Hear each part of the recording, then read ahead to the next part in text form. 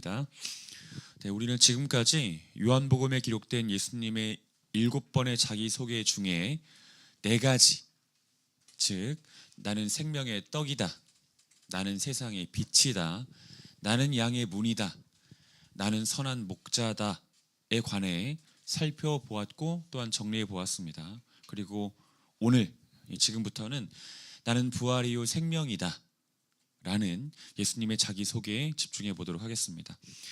많이 알려진 것처럼 예수님께는 절친했던 3남매가 있었습니다. 매우 절친했던 3남매가 있었습니다.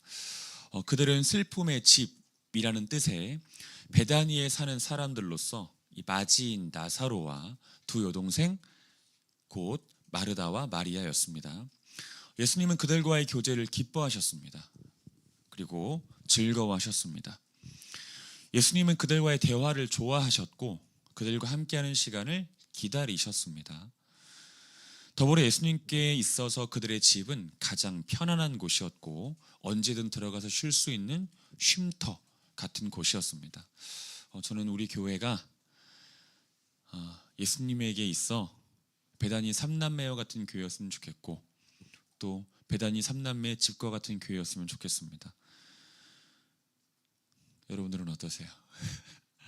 자, 마태복음 8장 20절과 누가복음 9장 58절에 보면 예수님께서는 이렇게 말씀하십니다. 여우도 굴이 있고 새도 거처가 있지만 인자 곧 나는 머리둘 곳이 없다라고 말씀하셨습니다. 예수님의 그 말씀 안에는 여러 중요한 의미들이 내포되어 있지만 내포되어 있는 여러 가지 의미들 중에서 우리가 지금 먼저 생각할 수 있는 것은 예수님께서 그렇게 말씀하셨을 때는 예수님에 대한 사람들의 거절, 미움, 분노 그리고 그로 인한 예수님의 참 인간으로서의 외로움과 슬픔이 담겨 있다 하겠습니다. 그렇게 말씀하셨을 때 예수님 안에 있었던 마음이 그런 마음이었다 할 수 있는 거죠. 참 인간으로서의 외로움과 슬픔 있으셨다는 겁니다. 그리고 그런 예수님에게 있어 베다니 3남매와 그들의 집은 쉼터였고 숨터였다 할 수 있겠습니다. 그런데 그렇게 사랑했던 베다니 3남매 그 중에서도 첫째인 나사로가 심한 병에 걸렸습니다. 그리고 그 병으로 인해 죽을 지경이 되었습니다. 우리 본문 11장 1절부터 3절 말씀 보겠습니다. 11장 1절부터 3절 같이 읽겠습니다. 시작. 어떤 병자가 있으니 이는 마리아와 그 자매 마르다의 마을 베다니에 사는 나사로라. 이 마리아는 향유를 주께 붓고 머리털로 주의 발을 닦던 자요 병든 나사로는 그의 오라버니더라. 이에 그의 누이들이 예수께 사람을 보내어 이르되 주여 보시옵소서 사랑하시는 자가 병들었나이다 하니, 자, 다시 말하지만 베다니 3남매는 예수님에게 있어 특별함 그리고 각별함 그 자체였다 할 수 있겠습니다. 마치 여러분이 저에게 그런 것처럼 특별함, 각별함 그 자체였다 할 수 있겠습니다. 그리고 나사로는 그 중에서도 특별한 존재였습니다. 그 중에서도 이 3절을 자세히 보면 이 마르다와 마리아가 예수님께 사람을 보내서 나사로의 심한 병과 죽을 지경에 대해서 전달할 때 나사로를 사랑하시는 자라고 말하게 했음을 기록하고 있습니다. 사람을 보내서 예수님께 소식을 전하잖아요. 나사로가 병들었다는 거 그리고 그 병으로 인해서 죽게 되었다는 거 소식을 전하는데 예수님에게 나사로에 대해서 말할 때 당신이 사랑하는 자라고 말해달라고 부탁합니다. 이것은 예수님에 대한 이 마르다와 마리아의 감정적인 호소임과 동시에 명백한 사실이기도 했습니다. 즉 나사로는 예수님이 사랑하시는 존재 그 자체였던 거죠. 사랑하시는 존재. 그런데 그런 그도 심한 병에 걸렸습니다. 그리고 그 병으로 인해 죽을 지경이 되었습니다. 그리고 우리가 알다시피 끝내 죽고 맙니다.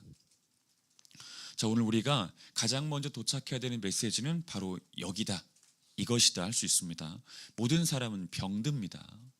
그리고 모든 사람은 죽어가고 있으며 모든 사람은 결국 죽습니다. 이게 오늘 우리가 첫 번째 도착해야 되는 메시지입니다. 모든 사람은 병들고 모든 사람은 죽어가고 있으며 모든 사람은 죽는다. 여기서 예외되는 사람은 단 한 사람도 없다. 이 성경에 근거한 훌륭한 신앙을 생활하는 사람들이 있습니다. 성경에 근거한 훌륭한 신앙생활을 하는 사람들이 있고요. 주님과의 내적, 외적 친밀함을 유지하는 사람들도 있습니다. 또 성실함과 충성스러움으로 주님의 사역을 감당하는 사람들도 있습니다. 하지만 그 모든 사람들 역시 병들고 죽어가며 죽습니다.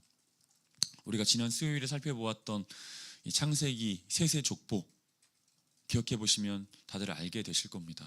죽는다가 반복이 되죠. 모든 사람이 다 그런 상태에 놓여 있습니다. 여러분, 거리에 질비한 병원들이 있습니다. 병원들 많죠. 또 약국들이 있습니다. 또 텔레비전 광고를 통해서 숱하게 소개되는 보험회사들이 있습니다. 그 모든 것들이 우리들에게 말해주는 것은 질병과 죽음이 우리 가까이 있다는 것이죠.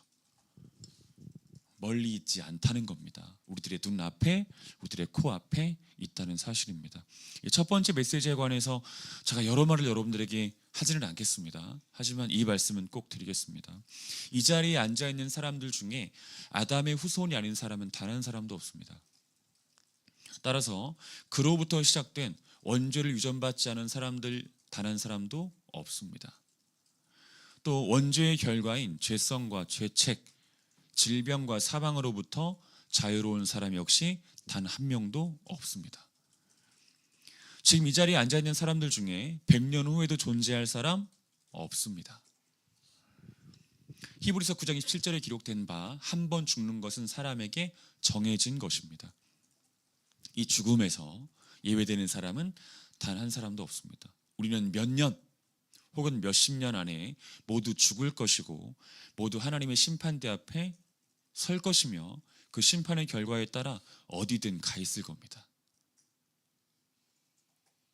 어디든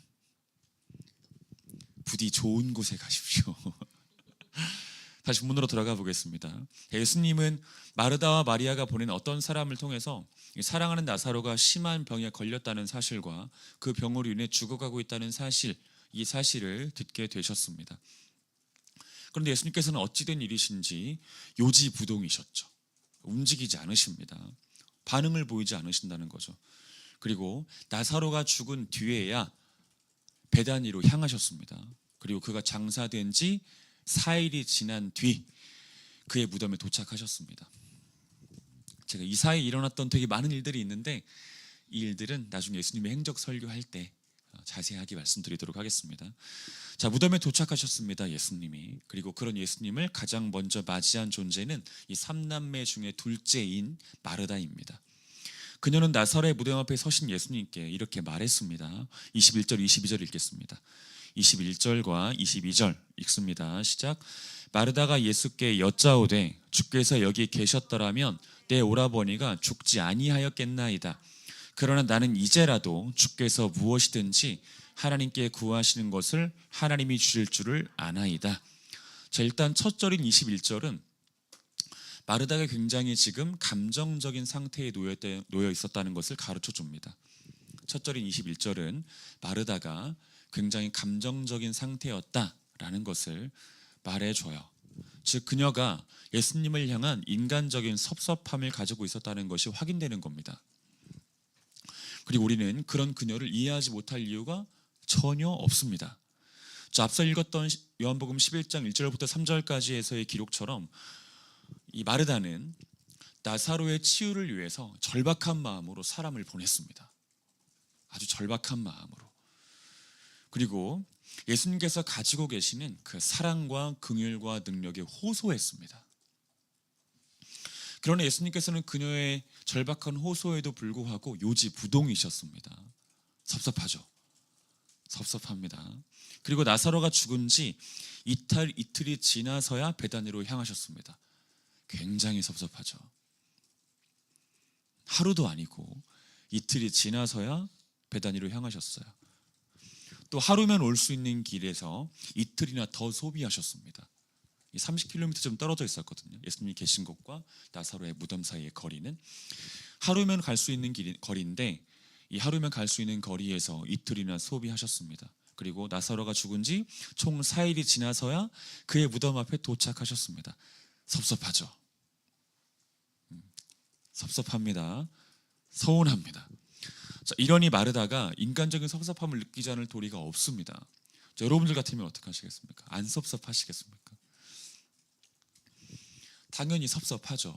이 마당에도 의연할 사람 없습니다. 마르다 역시 그 사람 중에 한 사람이었을 뿐인 겁니다.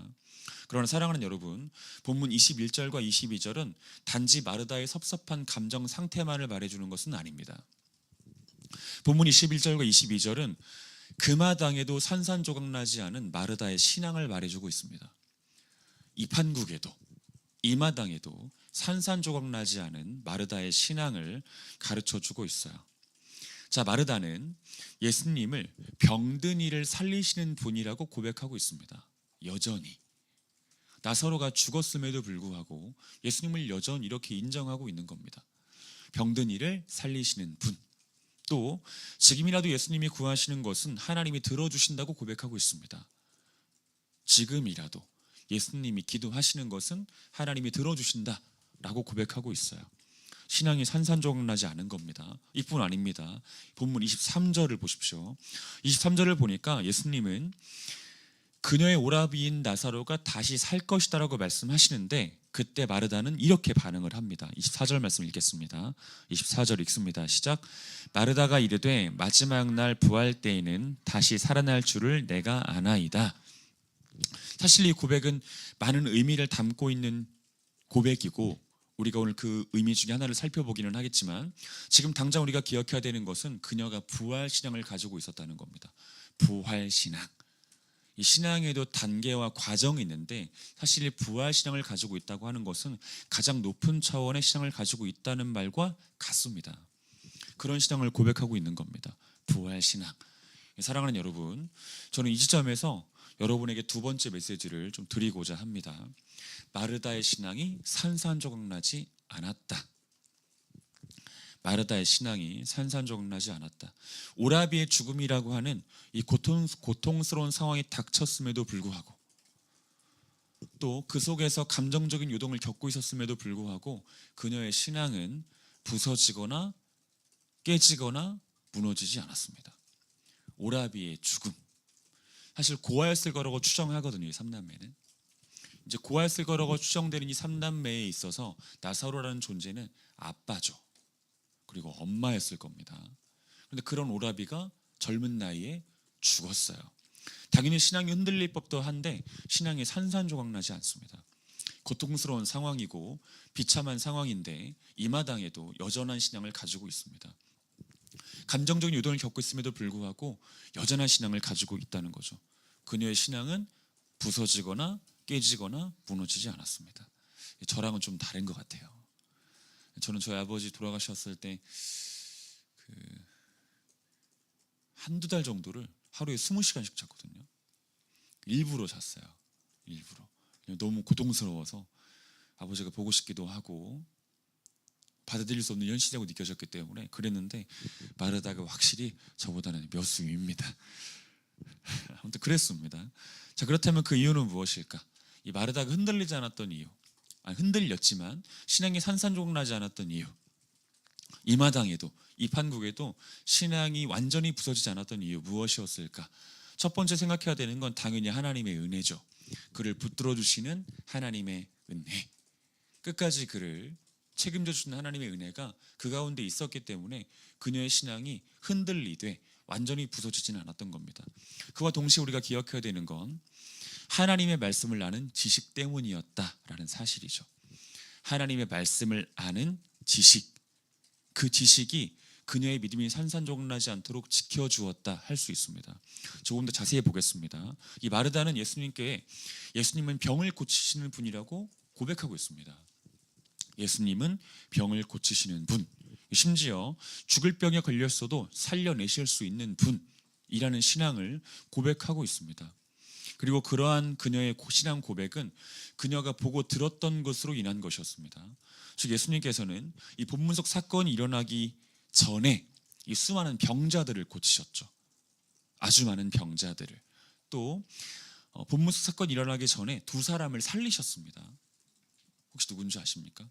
회당장 야이로의 딸이고요, 나인성 과부의 아들이죠. 이들을 살리셨습니다. 그리고 마르다는 자신이 보고 들었던 그 정보와 지식을 근거로 자신의 신앙을 고백하고 있는 겁니다. 그 정보와 지식을 근거로 자기의 신앙을 고백하고 있는 거예요.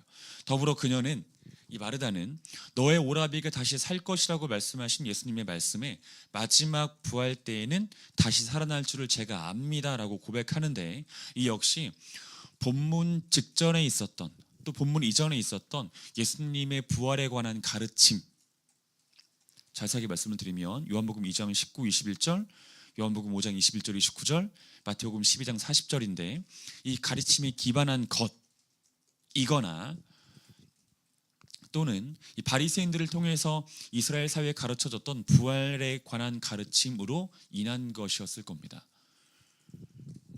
예수님의 부활에 관한 가르침 때문이거나 바리새인들이 가르쳤던 부활에 관한 가르침 때문이거나, 이 부활에 관한 가르침이 그녀의 머릿속에 남아 이 신앙을 고백하고 있다 할 수 있습니다. 실제로 바리새인들은 어떤 면에서 라이벌 구도를 형성했던 사두개인들과는 다르게 부활을 믿었습니다. 부활을, 마지막 날이 되면 악인과 의인 모두 부활한다는 생각이 그들에게 있었어요. 그러니까 바리새인들도 이런 면모가 있습니다. 그리고 그러한 정보와 지식들이 그녀의 신앙이 산산조각나는 것을, 또 깨지고 무너지는 것을 막아주고 있었다라고 할 수 있습니다. 그 지식, 하나님 말씀을 아는 그 지식, 그리고 그 정보, 이것들이 그녀의 신앙이 완전히 무너지지 않도록 막아주고 있었다, 지켜주고 있었다 하는 겁니다. 자, 사랑하는 여러분, 모세 아십니까? 모세는 자신의 마지막 설교에서 이렇게 말합니다. 신명기 보겠습니다. 신명기 6장 6절부터 9절입니다. 신명기 6장 6절부터 9절.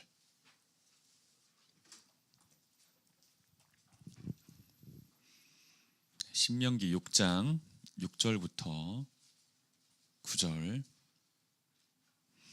읽겠습니다. 시작. 오늘 내가 내게 명하는 이 말씀을 너는 마음에 새기고 내 자녀에게 부지런히 가르치며 집에 앉았을 때든지 길을 갈 때든지 누워있을 때든지 일어날 때든지 이 말씀을 강론할 것이며, 너는 또 그것을 내 손목에 매어 기호를 삼으며 내 미간에 붙여 표로 삼고 또 내 집 문설주와 바깥문에 기록할지니라. 자, 제가 다시 한번 여러분에게 말씀드려볼게요. 자, 모세가 자신의 마지막 설교를 통해서 이렇게 이스라엘 백성들에게 말합니다. 자녀와 같은 그들이죠. 이렇게 말해요.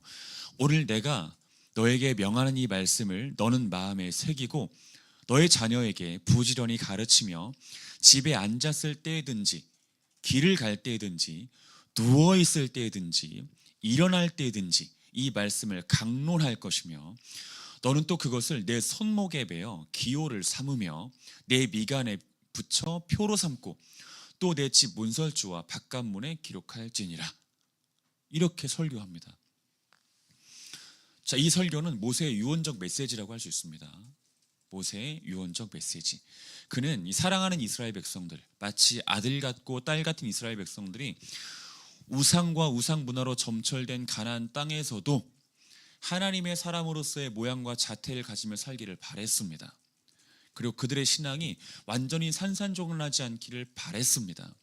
인간이기 때문에 당연히 흔들리겠지만, 인간이기 때문에 당연히 요동할 때가 있겠지만, 그럼에도 불구하고 그들의 신앙이 완전히 자빠지거나 완전히 무너지거나 완전히 산산조각나지 않기를 바랬습니다. 그리고 그 마음과 진심을 가지고 전한 말씀이 바로 이 말씀이에요. 이 말씀을 우리가 한 문장으로 압축하면 이렇게 압축할 수 있습니다. 하나님의 말씀을 아는 지식을 가지라는 겁니다. 하나님의 말씀을 아는 지식, 이 지식을 가지라 하는 것입니다. 자, 사도 바울 역시 마찬가지였습니다. 그는 죽음을 목전에 둔 때 그의 마지막 서신을 작성하는데, 그 서신이 디모데 후서입니다. 그리고 그는 디모데 후서를 통해서 믿음의 아들이었던 이 디모데에게 이렇게 강권합니다. 우리 디모데 후서 보겠습니다. 디모데 후서 3장 12절부터 17절입니다. 너무 유명한 말씀이어서 아마 외우시는 분이 있을지도 모르겠습니다. 그러나 없는 것 같습니다. 디모데 후서 3장 12절부터 17절 같이 읽겠습니다. 시작. 무릇 그리스도 예수 안에서 경건하게 살고자 하는 자는 박해를 받으리라.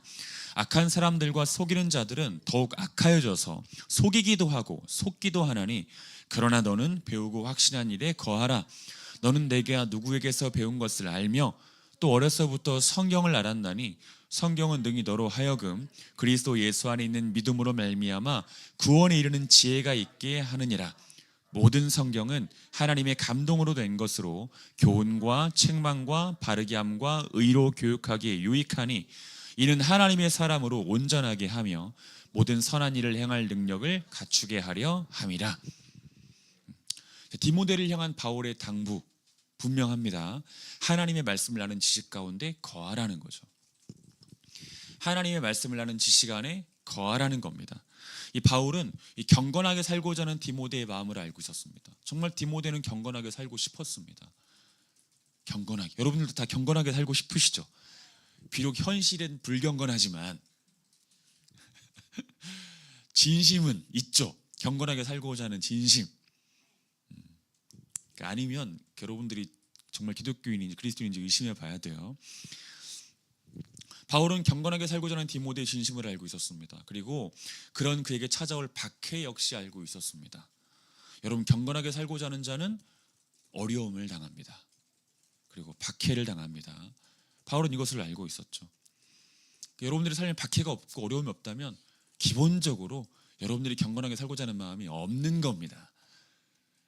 그러니까 박해가 없는 삶에 대해서 하나님 감사합니다 할 것이 아니라 박해 없는 삶이 느껴진다면 혹시 내가 경건하게 살고자 하는 마음이 없는 사람은 아닌가 추적 관찰해 봐야 돼요. 이뿐 아닙니다. 바울은 교회 안에서든지 교회 바깥에서든지 속고 속이는 일, 즉 거짓과 속임수가 난무할 것을 알았고 그 안에서 디모데가 겪을 혼란과 괴로움도 알았습니다. 그 안에서든지 교회 바깥에서든지 거짓과 속임수가 난무할 것, 이것을 바울은 알았고요. 마음이 청결했던 디모데가 그 모든 거짓과 속임수 앞에서 괴로워하고 혼란스러워할 것을 바울은 알았던 거예요. 그래서 그는 힘써 강권한 겁니다. 믿음의 아들 디모데에게 네가 어렸을 때부터 배우고 확신했던 그 지식 안에 거하라 하는 겁니다. 하나님의 말씀을 아는 지식 안에 거하라, 성경 안에 거하라 하는 것이죠. 여러분 기억하셔야 됩니다. 이거 꼭 기억하셔야 돼요. 믿음은 성령님께서 하나님의 말씀을 통해 일으키십니다. 다른 것이 아니라 믿음은 성령님께서 하나님의 말씀을 통해 일으키세요. 믿음은 하나님의 말씀으로 일어나는 것입니다. 그리고 하나님의 말씀을 통해 일어난 믿음은 말씀을 통해 견고해집니다. 그리고 말씀을 통해 유지됩니다. 말씀을 통해 증진되고 말씀을 통해 강화됩니다. 우리는 하나님의 말씀을 아는 지식이 우리와 우리의 신앙을 붙잡아 준다는 것을 알고 있어요. 이거 모르는 사람은 아마 한 사람도 없을 겁니다. 알지만 행하지 않을 뿐 알고는 있습니다. 이 막둥이처럼 이걸 찰떡같이 잘 알고 있죠. 비록 그 지식대로 살아가지는 못하지만 알고 있습니다. 비록 그 지식 앞에서 한없이 부끄러운 행동들을 숱하게 범하지만 그럼에도 불구하고 우리는 알고 있습니다. 하나님의 말씀이 우리들의 신앙을 붙잡아 준다는 거예요. 완전히 무너지지 않도록 유지시켜 준다는 거예요. 알고 있습니다. 여러분, 하나님의 말씀이, 하나님 말씀을 아는 지식이 우리들의 신앙이 산산조각나는 것을 막아줍니다. 명심하셔야 됩니다. 여러분들의 신앙이 완전히 무너지거나 완전히 자빠지거나 완전히 산산조각나지 않기를 바란다면 여러분들이 해야 되는 일은 하나님 말씀 앞에 서는 것이고 그 말씀을 아는 지식을 여러분들 안에 새기는 겁니다. 그리고 그 말씀 안에 어찌하든지 거하는 겁니다. 그래야 산산조각나지 않아요. 우리 더바이블 교회는 정말 느리지만 저는 바르게 가고 있다고 생각하고 있습니다. 사실은 속도는 그렇게 중요하지 않아요. 그 옛날 누군가의 말처럼, 유행했던 말처럼 속도보다는 방향이라고 말하지 않습니까?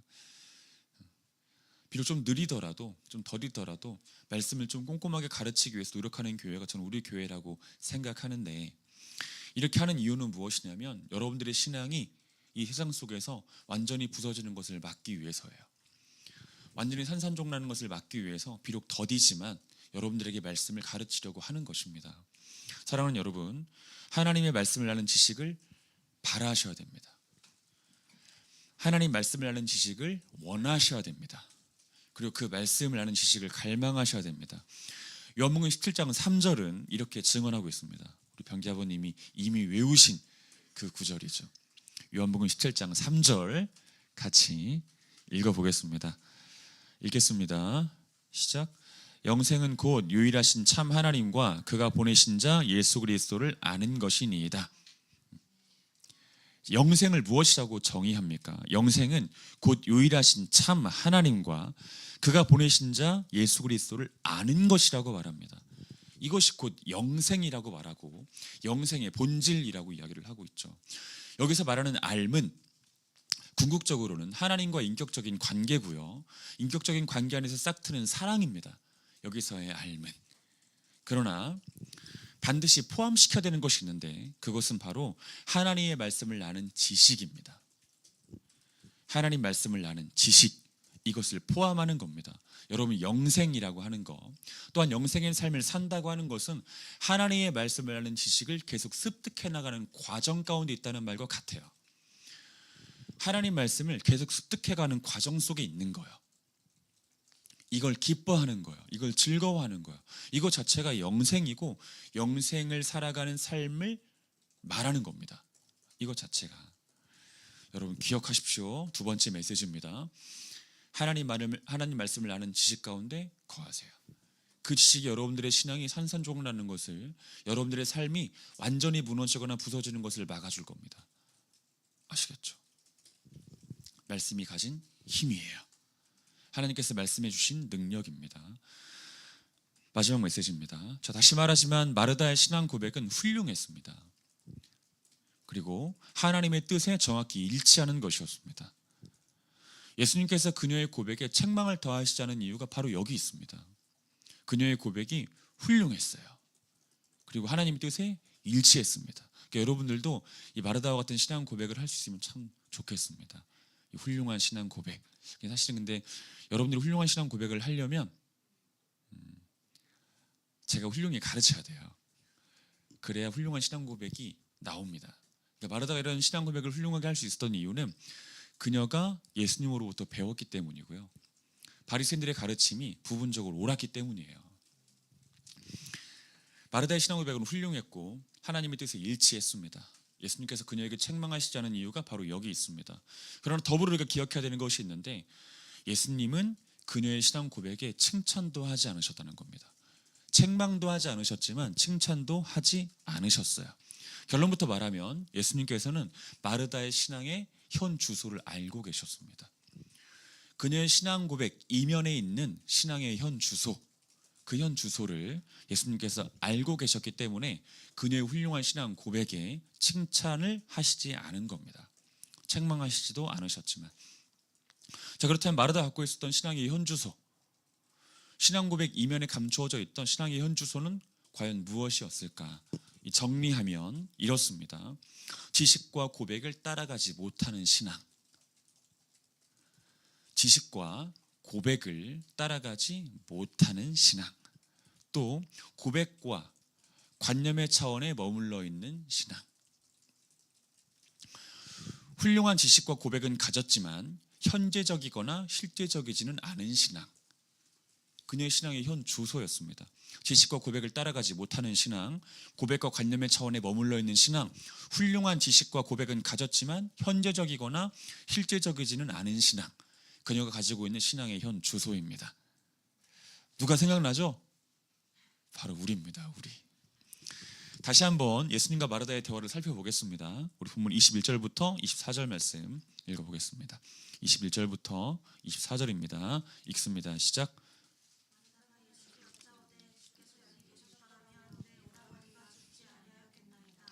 그러나 나는 이제라도 주께서 무엇이든지 하나님께 구하시는 것을 하나님이 주실 줄을 아나이다. 예수께서 이르시되 내 오라비가 다시 살아나리라. 마르다가 이르되 마지막 날 부활 때에는 다시 살아날 줄을 내가 아나이다. 자, 마르다가 예수께 여짜오되 주께서 여기 계셨더라면 내 오라버니가 죽지 아니하였겠나이다. 그러나 나는 이제라도 주께서 무엇이든지 하나님께 구하시는 것을 하나님이 주실 줄을 아나이다. 예수께서 이르시되 내 오라비가 다시 살아나리라. 마르다가 이르되 마지막 날 부활 때에는 다시 살아날 줄을 내가 아나이다. 다시 말하자면 마르다의 신앙 고백은 훌륭했습니다. 예수님의 뜻과 일치하는 것이었습니다. 심지어 그녀는 가장 높은 차원의 신앙이라고 할 수 있는 부활 신앙마저 고백하고 있습니다. 그리고 예수님은 그런 그녀에게 이렇게 반응하십니다. 25절, 26절 읽겠습니다. 25, 6절 시작. 예수께서 이르시되 나는 부활이요 생명이니 나를 믿는 자는 죽어도 살겠고 무릇 살아서 나를 믿는 자는 영원히 죽지 아니하리니 이것을 내가 믿느냐? 예수님은 마르다의 신앙 고백 이후 당신 자신을 무엇이라고 소개하시죠? 부활 자체라고 소개하시고요, 생명 자체라고 소개하십니다. 또 나를 믿는 자는 죽어도 살겠고 살아서 나를 믿는 자는 영원히 죽지 않겠다고 하십니다.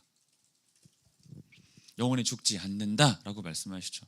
해석하면 예수님의 이 말씀은 예수님은 부활 자체요 생명 자체이시기 때문에 예수님을 이미 믿어 예수님과 연합된 나사로 역시 마치 죽은 것처럼 보이기는 하지만 부활과 생명을 가진 채로 예수님 안에 여전히 살아있다는 뜻이에요. 이 말씀은 예수님을 믿어 예수님과 연합된 나사로는 부활 자체요 생명 자체이신 예수님과 이미 연합되어 있다.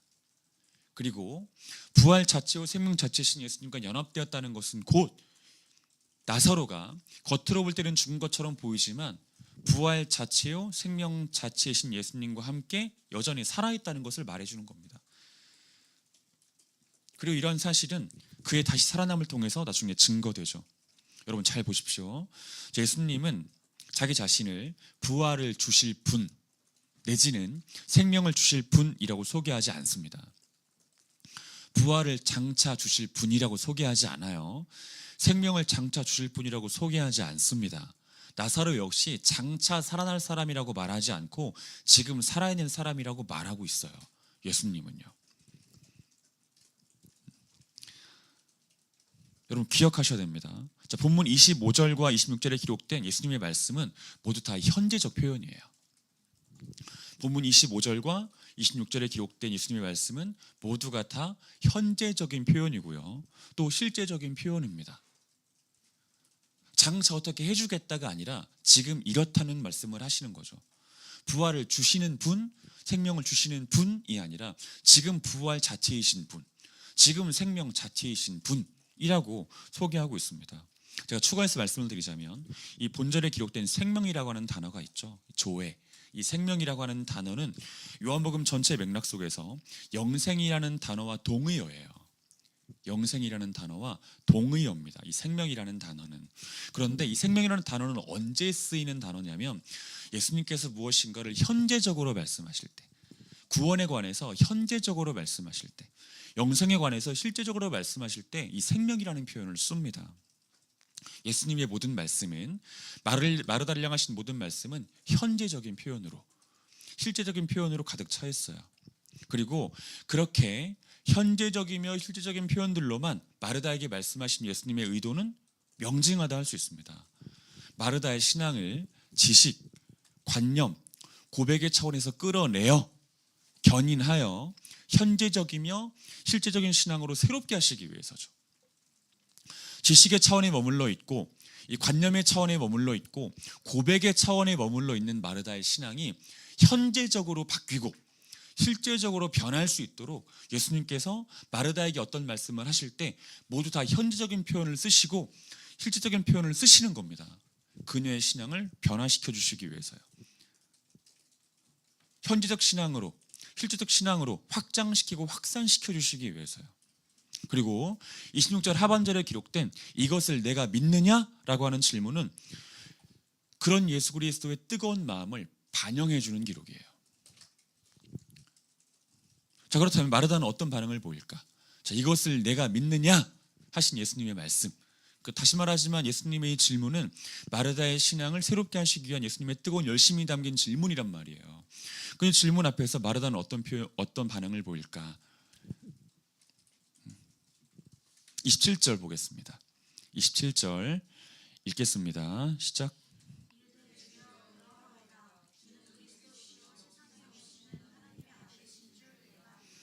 자, 이것을 내가 믿느냐? 나는 부활이요 생명이다. 나를 믿는 자는 영생을 가지고 있다.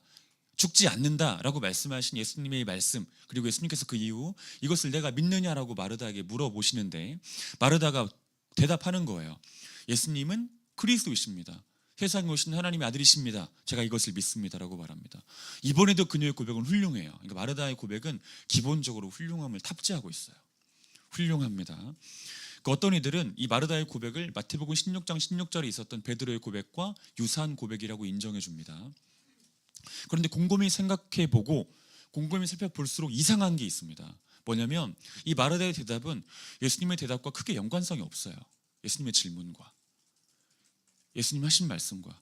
예수님께서는 지금 무엇을 믿느냐고 물어보셨습니까?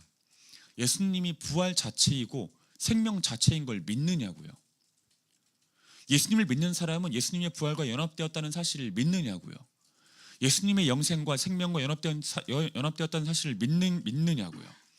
나사로가 죽은 것처럼 보이지만 실제로는 영생을 가지고 있다는 것을 믿느냐고요. 이거 믿느냐고 물어본 겁니다. 예수님은 죽은 것처럼 보이는 나사로가 죽지 않았다는 것을 믿느냐고요.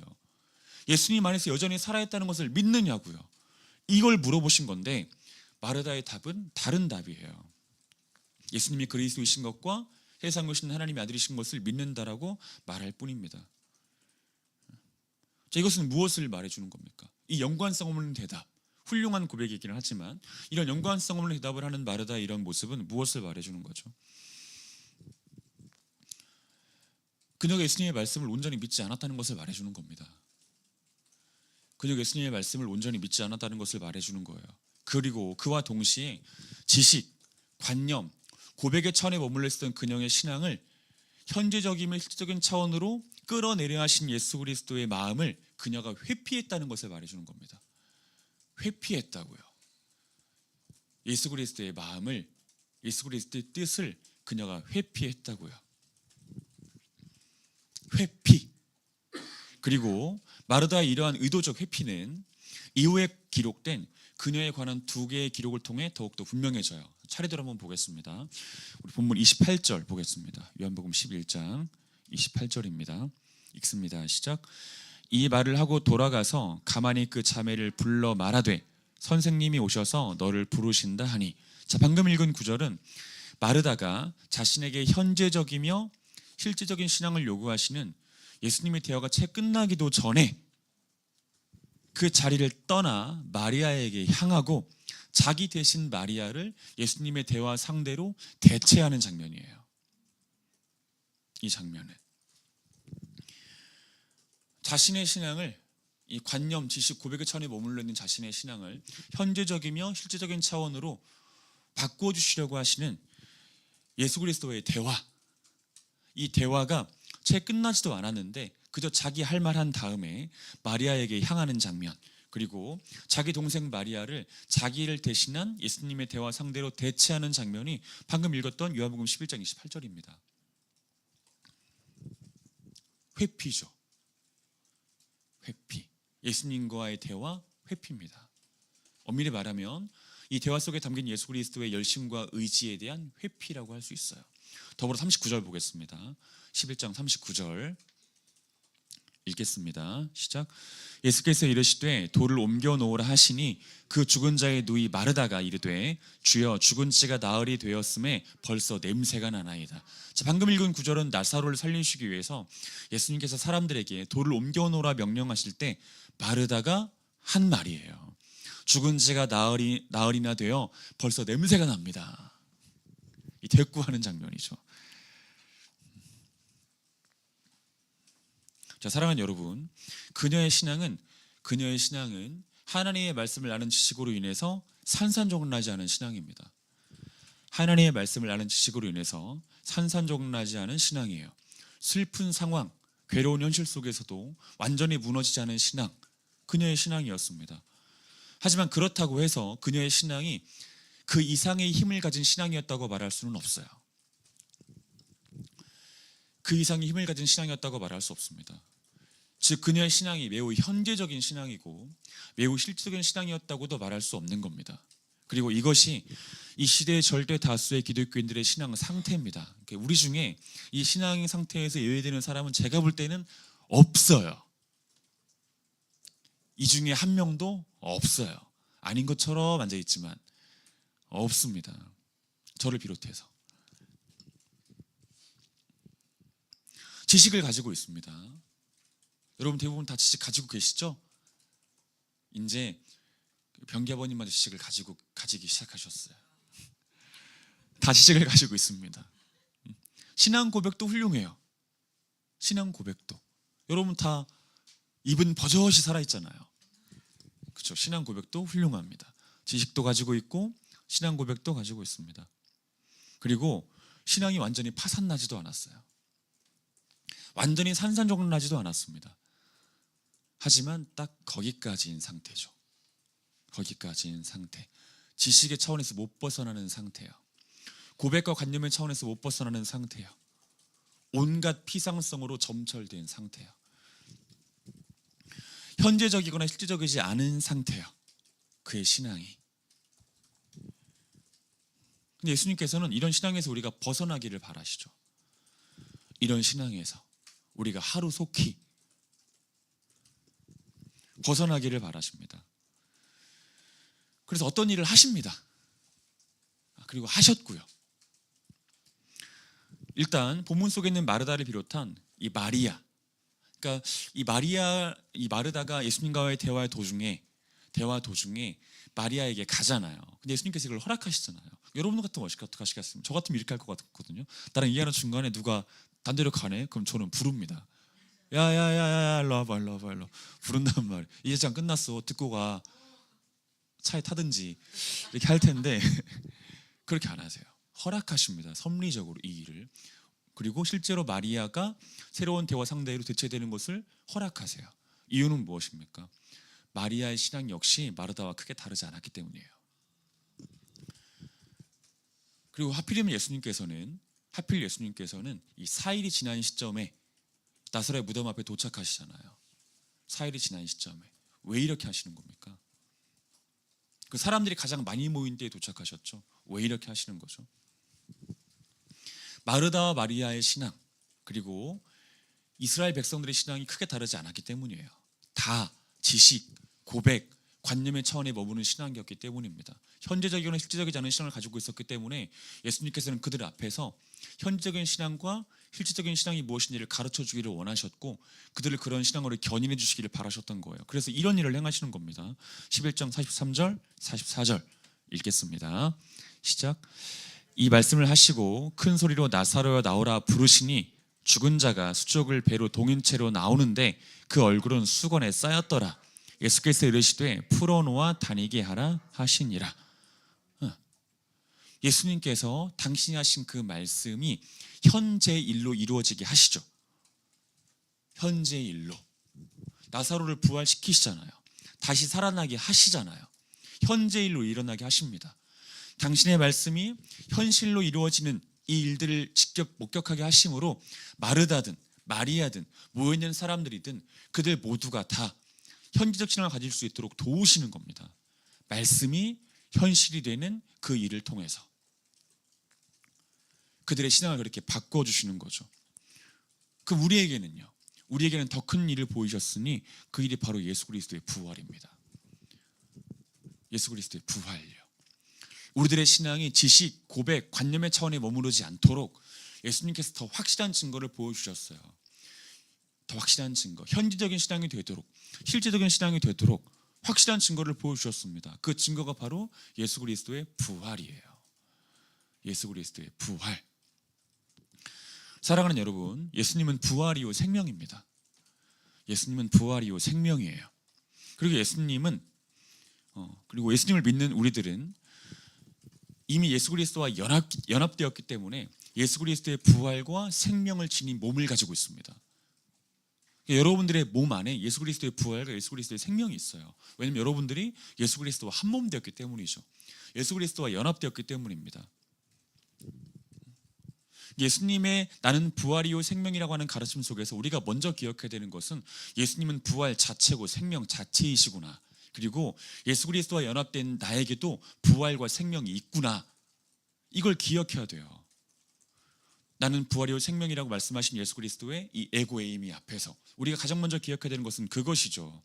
따라서 눈앞에 보이는 것에만 급급해서 살지 말고 첫째 사명과 둘째 사명의 메인자처럼 살지 말고 영원을 사는 자답게 살아야 됩니다. 그래서 하지만 더불어 기억해야 되는 것이 있는데 나는 부활이요 생명이라고 말씀하신 예수님의 그 의도에는 우리들의 신앙이 지식이나 고백이나 관념의 차원에 머무르지 않고 현재적이며 실질적인 차원으로 번지기를 바라시는 의도가 담겨 있었다는 것도 기억하셔야 돼요. 아시겠죠? 그리고 그 의도를 담아 나사로를 살리신 겁니다. 눈앞에서 현재의 일로 살리신 거예요. 우리들의 신앙이 그렇게 탈바꿈되어야 되기 때문에, 변화되어야 되기 때문에, 현재적인 실적인 신앙으로 바뀌어야 되기 때문에 그렇게 자기 자신을 소개하신 것이고 실제로 나사로를 다시 살리신 것이라는 거 기억하셔야 됩니다. 자, 그렇다면 마지막으로 실제적이면 현재적인 신앙은 뭐예요? 현재적이면 실제적인 신앙은 뭐예요?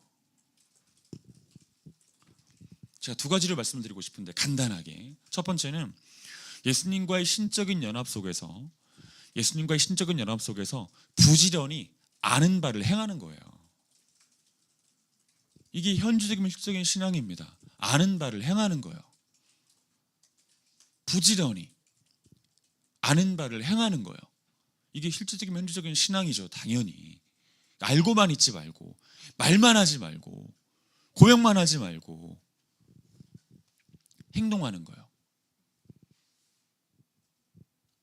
예수님께서 말씀하시잖아요. 나는 부활이라고 말씀하신 다음에 나사로를 살리시잖아요. 그 예수님처럼요. 말씀하신 것, 말한 것을, 고백한 것을, 아는 것을 행하는 거예요. 실제적이며 현지적인 신앙이라고 할 수 있습니다. 그러나 그와 동시에 우리가 기억해야 되는 것이 있는데 모든 상황 속에서 주님의 주권과 주님의 말씀이 전적으로 옳다고 인정하는 거예요. 모든 상황 속에서 주님의 주권과 주님의 말씀이 전적으로 옳다, 이것을 인정하는 겁니다. 내 판단, 내 해석, 내 죄성 꺾는 거죠.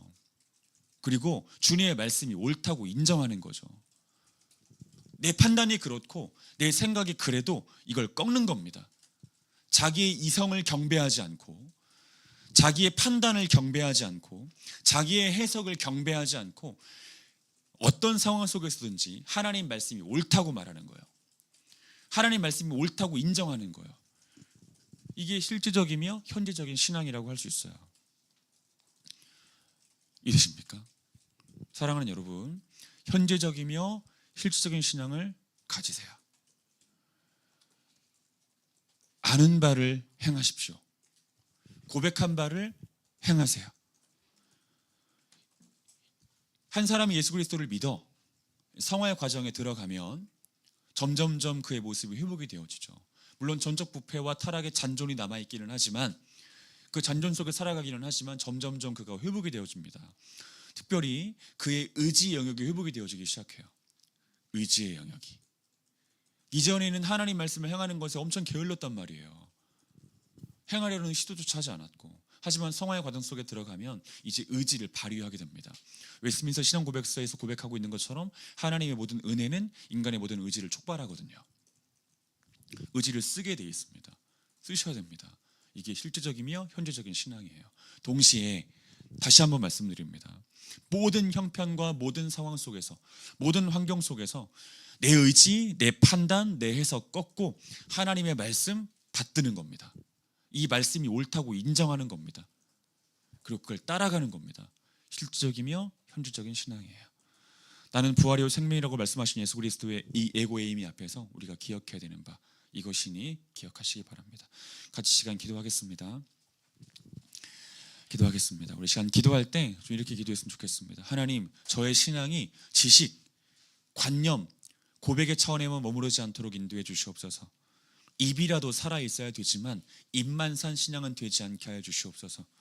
하나님 말씀을 알긴 알아야 하지만 알기만 하는 신앙은 되지 않도록 인도해 주시옵소서.